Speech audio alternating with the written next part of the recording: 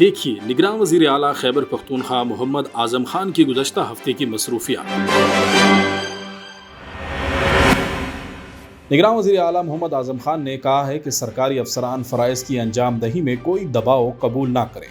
خیبر پختونخوا کے نگراں وزیر اعلیٰ محمد اعظم خان نے صوبے کے سول افسران کے ایک اہم اجلاس کی صدارت کی، جس میں میرٹ کے اصولوں کو برقرار رکھنے اور بیرونی اثر و رسوخ سے بالا تر رہتے ہوئے سرکاری ملازمین کے کردار پر تبادلہ خیال کیا گیا۔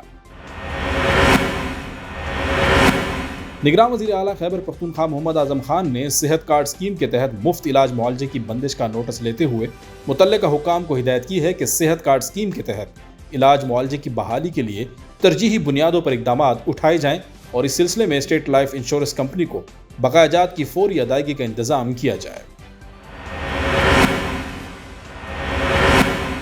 نگراں وزیر اعلیٰ خیبر پختونخوا محمد اعظم خان نے Battagram chair lift rescue operation کامیابی سے مکمل ہونے پر دلی مسرت کا اظہار کرتے ہوئے اللہ تعالیٰ کا شکر ادا کیا ہے۔ وزیر اعلیٰ نے ریسکیو آپریشن میں حصہ لینے والے تمام اداروں کا شکریہ ادا کرتے ہوئے کہا ہے کہ ریسکیو آپریشن کامیابی سے مکمل کرنے پر پاک فوج اور ریسکیو اداروں کو خراج تحسین پیش کرتا ہوں۔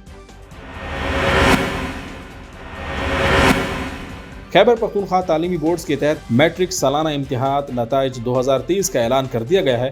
اس سلسلے میں وزیر اعلیٰ ہاؤس پشاور میں ایک پروقار تقریب کا انعقاد کیا گیا، جس کے مہمان خصوصی نگراں وزیر اعلیٰ محمد اعظم خان تھے۔ صوبے کی تاریخ میں پہلی مرتبہ تمام تعلیمی بورڈز کے نتائج کا بیک وقت اعلان کیا گیا۔